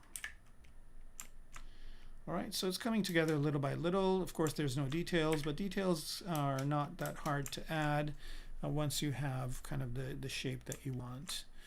All right, and then another thing I want to do here, which I just also thought about, is go back to these guys. Solo it out. Okay, yeah, these guys, and then just mask these ones. And maybe make the first one a little bit bigger, wider. So I'm just going to put the gizmo in the middle of it, which is what I like. If something is masked, it does do that for you. And I did not realize that I made this bigger. No worries, I can just make it planar as well, like that. And again, notice here that it does look like it's high poly, but it's not, because I just have dynamic subdiv and QGrid on. Okay, just do that to it. What the heck?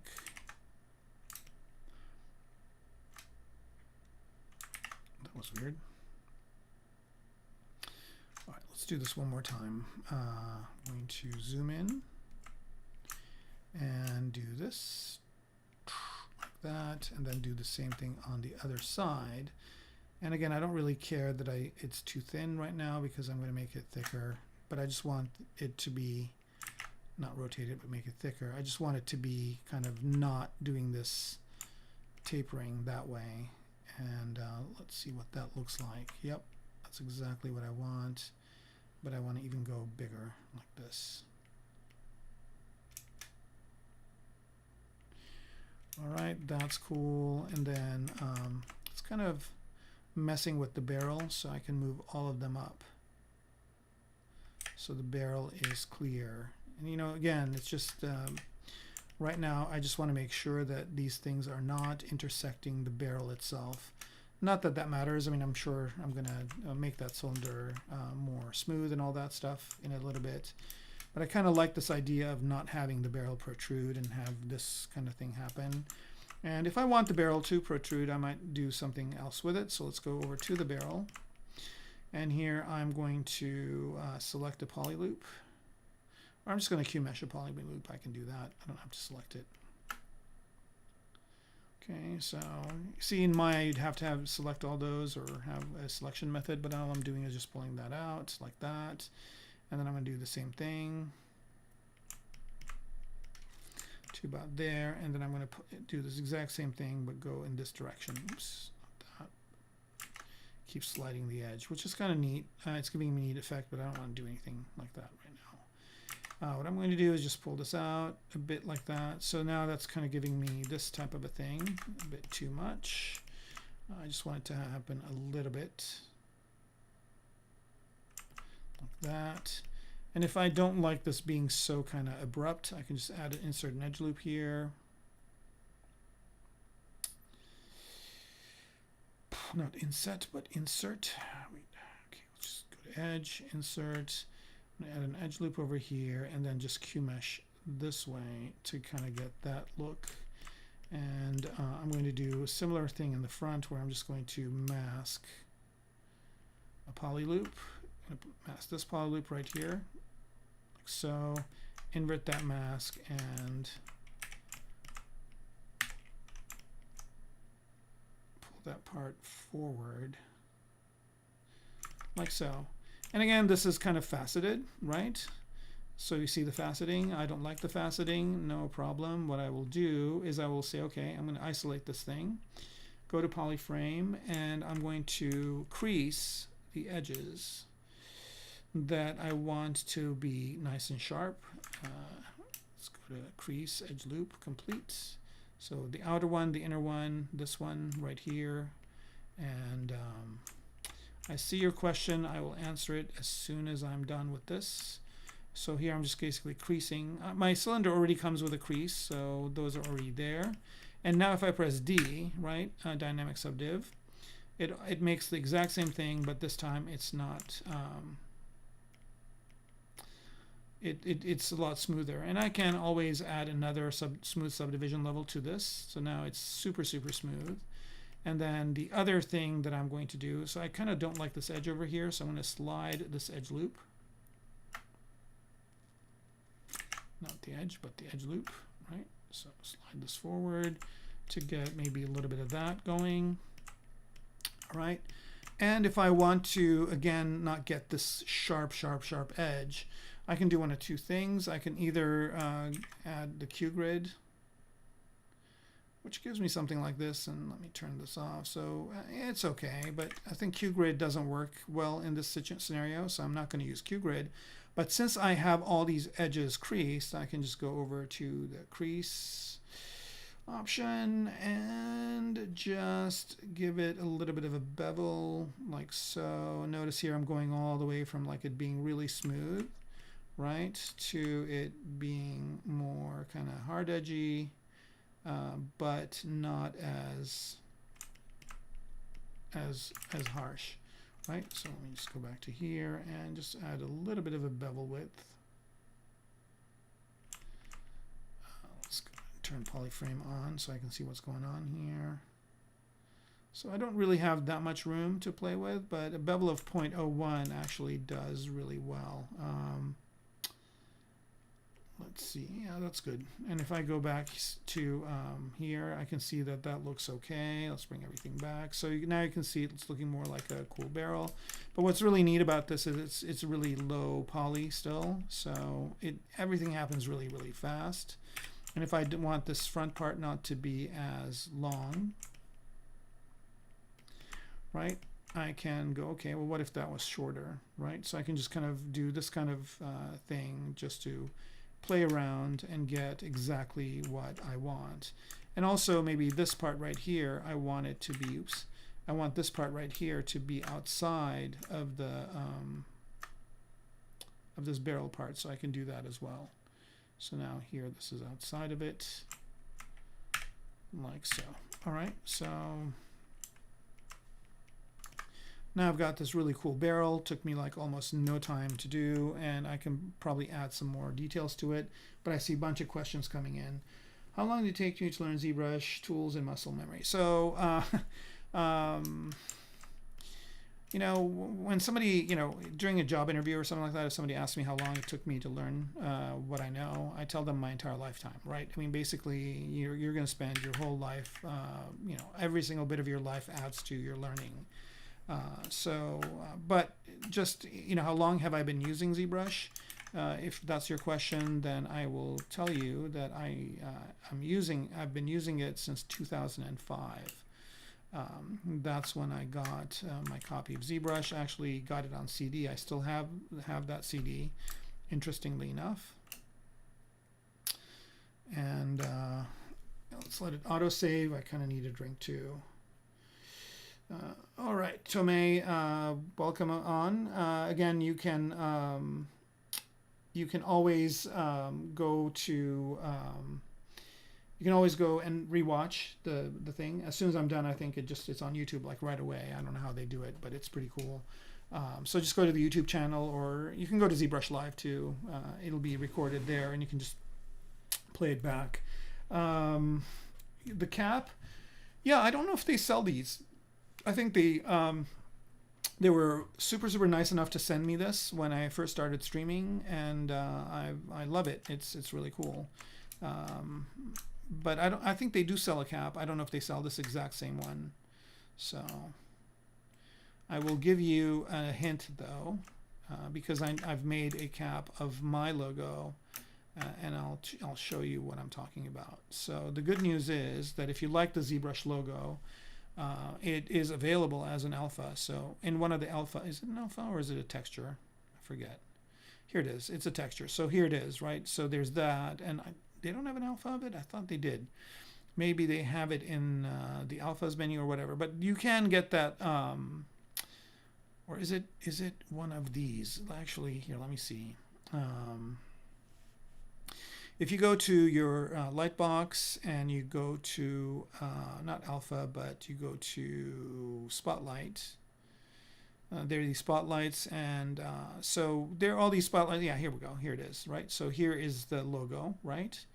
So you can actually go into edit mode here. You can actually take their logo. So this is in Spotlight. Once again, if you guys didn't catch that, it's in Spotlight under. You bring up your Lightbox. Go to Spotlight, and it's the one that has the Z on it, obviously. So it's got a bunch of other objects too, but that's the one you want. So here it is. You can kind of bring it up like this, and you can if you can save this out if you want to, and you can also make a 3D object out of it if you want to, include it in your scene or whatever. But I guess what I'm trying to say is you can save this out and load it and make an SVG out of it, or load it into Photoshop or something like that. Not Photoshop, Illustrator or something like that. And you can get it to, you can take it to like a hat store, and they can make the hat for you. So you can basically have this logo on any cap that you want. And so I did that with my logo, and I'll wear that hat maybe next time. But I really like this one too. They picked I don't know what their decision process was to pick this color and whatnot, but it works out really well for me.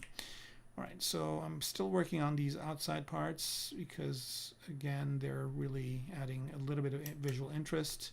So I'm trying to get them to really, again, spending a lot of time on things I shouldn't be, but it looks cool. So I'm kind of trying to get into that secondary form detail when I should not be focusing on that just yet.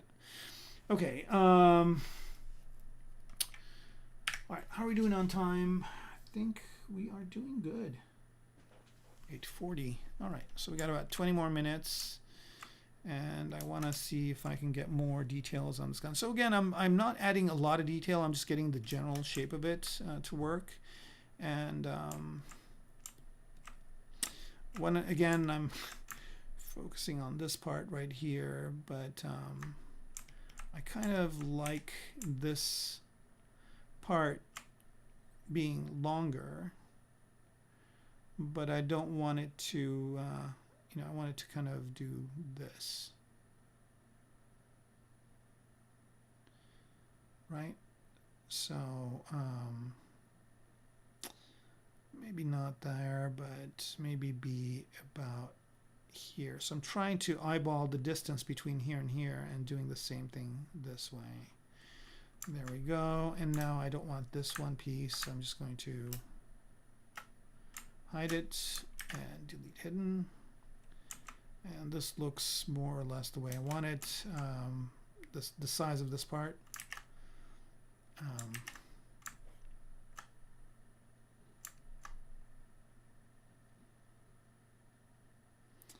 But I want it to be right there, like so. So I've got one that's inside of here, and so I need to kind of delete that part. And to do that, I'm just going to move this over here for now. Go back here and use ZModeler and use delete island. So delete island, this one, and this one. Oops. Okay, and now I can just move that back. Now it's a bit too long, so just, oops. Bring this in like about there.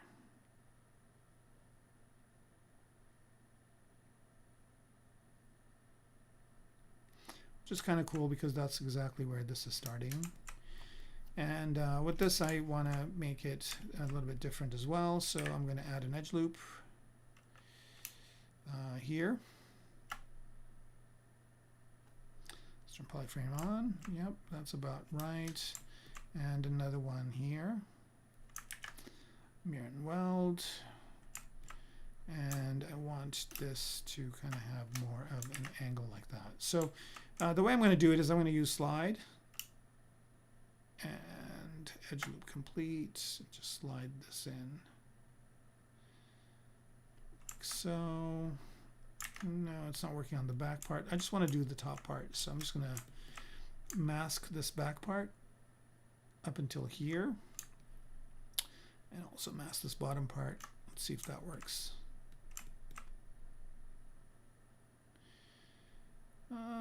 Still not doing what I want it to do. Okay, so instead of doing edge loop complete, I'm going to do edge loop partial. Let's see if that does it. And it's giving me what I want, so that's what I want to do. This, and let's mirror, and weld it. All right, that's working. And I don't know if it's working in the back here, but I might figure something else out with that. So this front part is exactly the way I want it to be, and this back part I might need to just widen it up a bit like this. No, that's not cool, so let's leave it for now, and I'll figure something out later. Maybe Q-mesh it out. Let's see if that works. Q-mesh.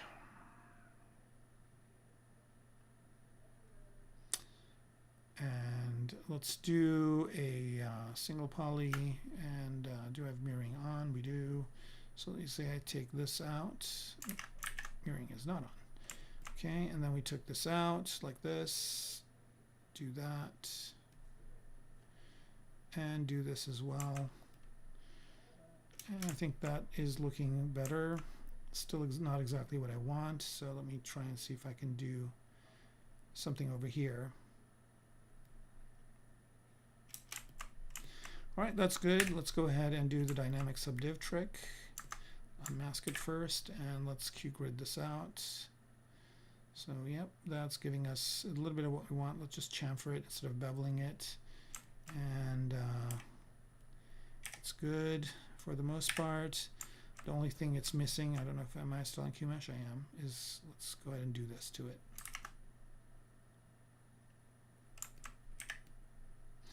So you can see how I can very quickly get this to kind of do what I want. And now I'm going to do something else. I'm going to add an edge loop right here. Think about there. And then I'm going to just use the Alt key. I'm not going to Q-mesh. I'm going to Q mesh, but let's just do it this way. So Q mesh a poly. I'm going to press Alt and just select some of these guys. Well, I guess I'll just do it the poly group, single poly group, this guy,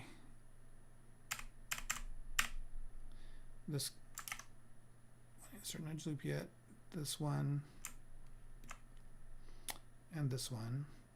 But before I do what I'm going to do next, I want to add an edge loop this way, and I want to add an edge loop this way, right? And I'm going to poly group these a different color.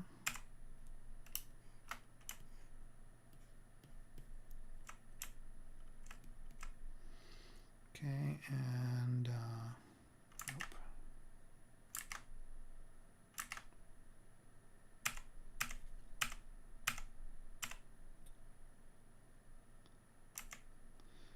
Okay, I'm doing this over again because I accidentally missed a polygon, and so I could use that fill trick, but it's not that many of them, so I'll just choose these ones like this.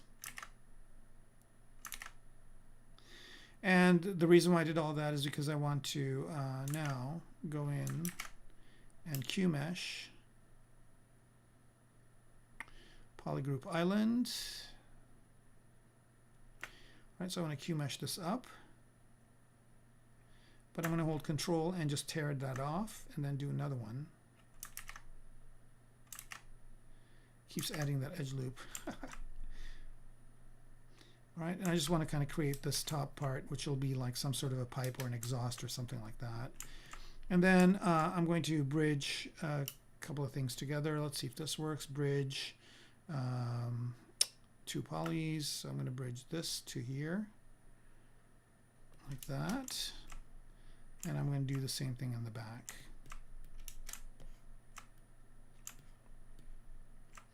So I'm going to bridge this to here, like that. Now this is a little bit too narrow, so I can easily fix it by just sliding these edges over. Slide.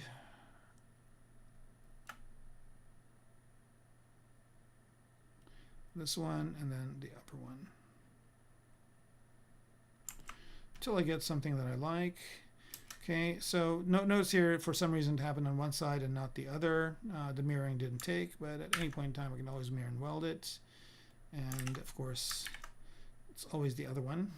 So mirror and weld. So that's exactly what I want here, like that. I mean, I could even go further with dragging this inner edge in.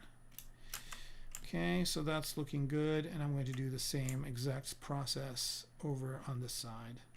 And there probably would have been a faster way of doing this, but this works fine. Do the bottom one first.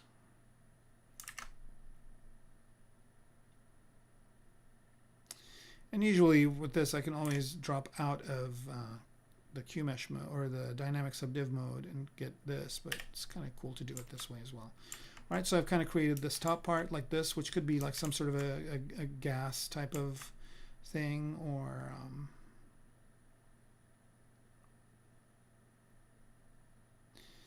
trying to grab that edge on the inside.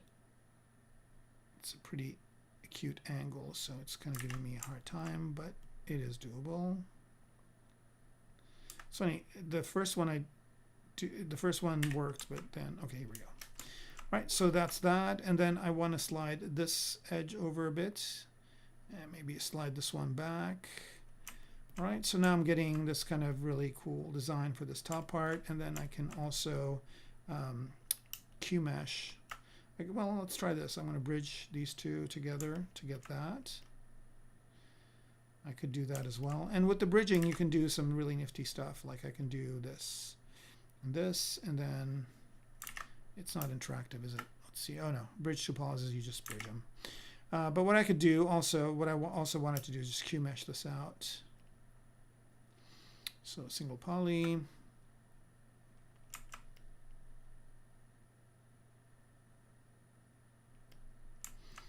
And maybe there's this kind of a thing happening here. So it's not just a straight up and down thing, but you know, it's kind of got this type of thing going with it. It looks a little bit like a handle, but it's fine. And then I can also still continue to work on this. Oops, I don't want that bottom part. I forget that these are all connected. And I can kind of do maybe this to see if that works better. I know it's got kind of some of the underpinnings of it, but I think that's good enough. Maybe just lift it up a little bit to get that visual interest. And that's good right there. All right, and I can continue to, I don't know why, but I keep wanting to move these points back a little bit more. So, and let's see, does this give me anything? Nope. I can slide this edge back. So again, these are all things that I can do very, very kind of, you know, I can kind of be playing around with this design and not thinking about, you know, selecting and doing all that kind of stuff that I have to do in Maya. I don't know why this edge is not sliding. Come on, slide. Oh, it's, instead of choosing slide, I've chose split. And I'm like, why does it keep doing that? User error. It's always user error. Okay, here we go. And move this back like that. All right. And that gives me that little bit of a pointy edge, which is kind of cool. And if I want to get that again, I'll just slide this point forward. No, that's not working out. All right, this is good enough. So I've got this. Let's see. All right, looks like no questions. I guess either you guys are just enthralled or maybe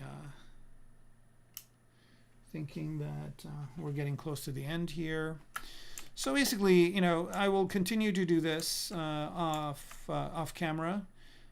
Oh, look at that. It's not symmetrical. Easy enough to fix. Weld. Now it's fixed. I'll probably continue to do this exact same thing off camera to model these guns. But before we go, let's go ahead and select, you know, bring everything else back. And let's move a copy of this whole thing. So what I'm going to do here is I'm going to take this exact thing and I want to create a copy of it. So I'm just going to go to merge visible, and that creates a separate subtool just with this gun. All right. Then I'm going to go ahead and make everything visible again.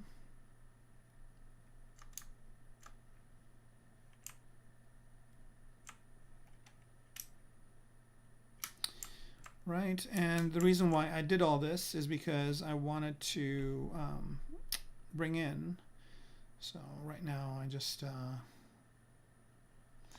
insert, right, and it created a subtool for us, which is the gun, which is right there, and I'm going to bring that over and see what it looks like on the mech. Right, so there's the stuff that was there before, which is fine. But we can hide all that. So there is, I guess the best thing to do here is to click on it. So you just move this forward a bit. So all this initial underpinnings, I can just hide those because I don't want to see them. And I just want to see the new guns in their place. Okay, there was this.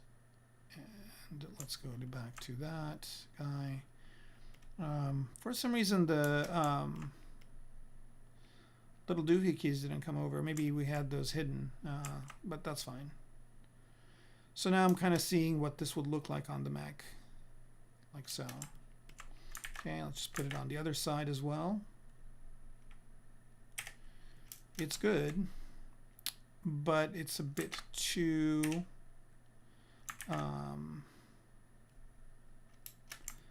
it's too tall, right? So I can hide all these other things that I don't want to see. Like I don't want to see all these people, so I can just hide all the people for now. And I don't want to see the one on the ground. I can hide that as well. And the middle gun actually doesn't matter, but here I kind of get an idea of what these would look like on the mech, and they look good. for the most part. You know, I'm trying to figure out where the placement would be, probably about right here. So they don't look bad. But I think they're a bit too tall, because when you look at them from the side now, I don't even see the mech anymore because all I'm seeing are these guns.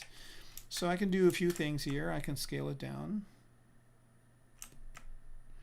right? So they're a bit smaller. That works. But even scaled down, I think maybe a certain part needs to be longer. So I'm going to hide all these front parts and just extend this out like this to see if that creates something better, and it does. I really like what that did, right? So again, this kind of stuff, you know, I don't know any other program I could do this in with this level of speed and with this level of let's try this again. So mirror and weld X. Okay, so here I'm just kind of getting to a point where I like the way these are. I want them to be a little bit bigger maybe. But yeah, this kind of blocky part right here is just blocking the mech. So I need to figure out ways of showing the other parts of the mech without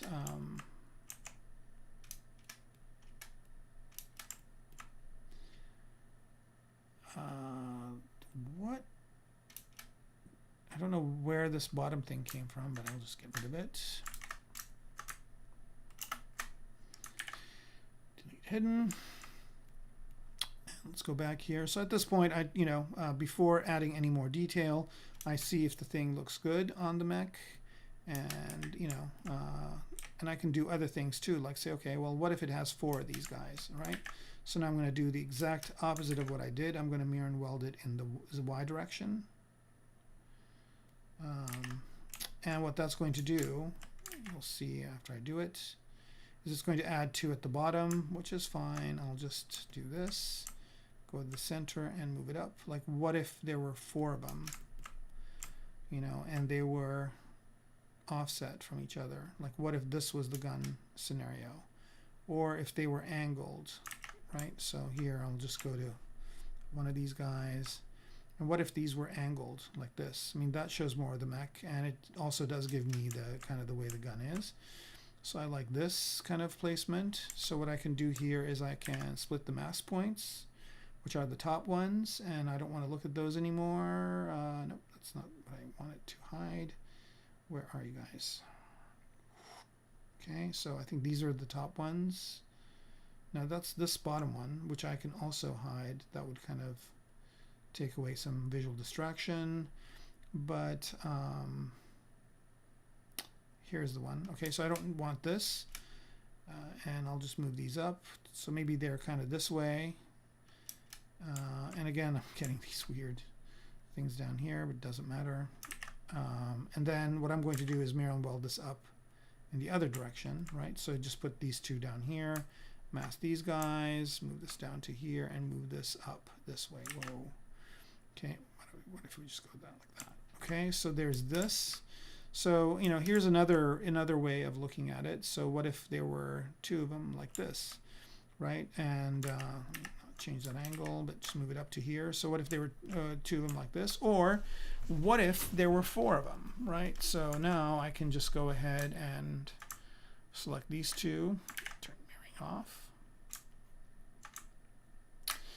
And I'm going to mirror and weld in the X direction now, like that. Oh, I need to delete that hidden part. Okay, and now do it. Mirror and weld in the X direction. So now there's 2 over here, but what I want to do is I want to mask these guys, bring this one over. Let me reset this. I bring this one over, so there's 4 of them, right? And now I can mirror and weld this whole thing and get 4 on each side. So, I think that's, I think that's called an overkill. And then I can also choose the top parts. So these are all things that I do when I design. Is just like, okay, well, what if I did this? What if I did that? What if these were further back? There were 4 of them, but these 2 were further back. Or what if there were just the 2 on top, like that? Does that look cool? Or what about 2 just on the bottom, Does that look cool, right? So I'm just basically going through all these different options, and what if this one was higher? And what if it was over here like this? Right, so I'm just basically looking at all the different options that I had, and again, I just went from one gun to having a bunch of them and having them be in all sorts of different places and looking at different possibilities. So yeah, so yes, you know, and I think Sanak is saying, what if you rotate? Yeah, exactly. So that's kind of the you know, that's kind of the idea here. I'm missing these parts from the gun, which would make it look a little bit cooler, but I think you know, I'm getting an idea of what these would look like, and you know, they don't look terrible. So I'm okay with continuing this design, and I'll just move down and do it. I think I had one more question. Let me answer that, and I think we are at time, so I will end it at this point. Using subdivide with crease method. I am new to the stream.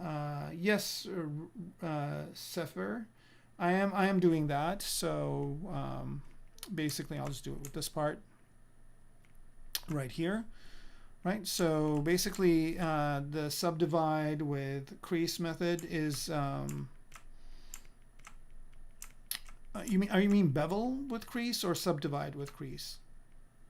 Because if you just do subdivide, it basically smooths it out because the default is smooth, right? But if you turn smoothing off and you subdivide, you're basically just adding geometry, but it's keeping this exact same shape.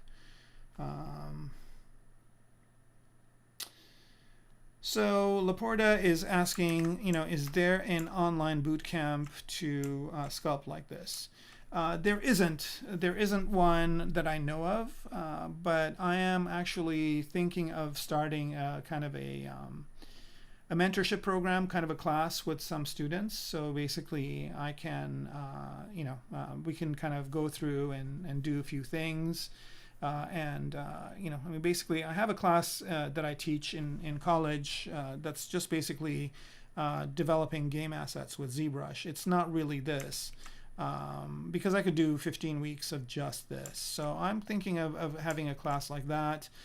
With colleges, you know, they have to be accredited courses, or there has to be some way that they want you to, you know, there has to be some sense for a school to teach something. But individually, I can teach whatever I want. So I am looking into starting some sort of an online class, and if you are interested in taking it, in taking my, you know, I guess I can call it a boot camp or whatever, you just send me an email, right? So my email again is, if you go to my website, Kermaco, KERMACO.com, which is this, right? If you go here, my email is the first thing. So if you click on this, it automatically will launch your email, whatever, and send me an email. Or you can just jump in. I'm usually on every other Friday. So next Friday I'm not doing the stream, but the Friday after I am. So you can just jump in, and if you for some reason have problems, or I didn't get your email or whatever, then you can just kind of talk to me, and we can kind of figure something out. It wouldn't make sense to just do it with one student, but if we can get 4 or 5 people together, we can do it. There are tools to do it online. Yeah, so wherever you are in the world, we can do it. So if you're interested, let me know. But there are schools teach ZBrush, or there are things that teach you ZBrush to do jewelry design. There are things that teach you to do ZBrush for stylistic characters. But if you want to do hard surface models like this, I don't know of a workshop right now specifically with ZBrush, and I'll be more than happy to do one. So let me know, okay? And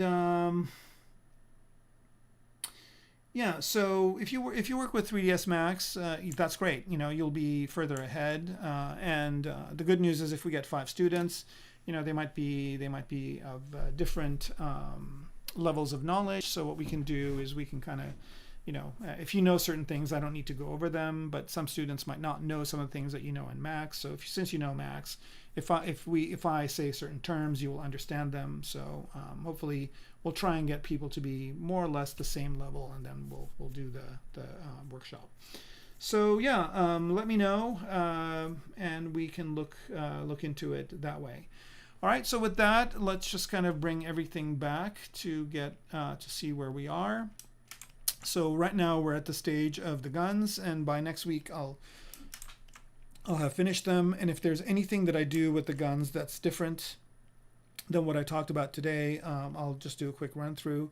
But next week I'll have the guns done, and maybe start putting in all the kind of the different pieces, the hinges and whatnot. And then once we're done with that, we'll start working on more of secondary shapes, and then surface detail, and then we'll find a nice place for it and do a kind of a compositional render. Okay, so we've got about another 4 weeks to go at least on this. I think I already set up the dates in March, and then so March, April, we should be done. If it goes longer, that's fine. We'll cut into May. All right. So with that, I wish you all a good day, night, whatever time it is of day it is where you are, and happy ZBrushing. We'll see you in a couple of Fridays.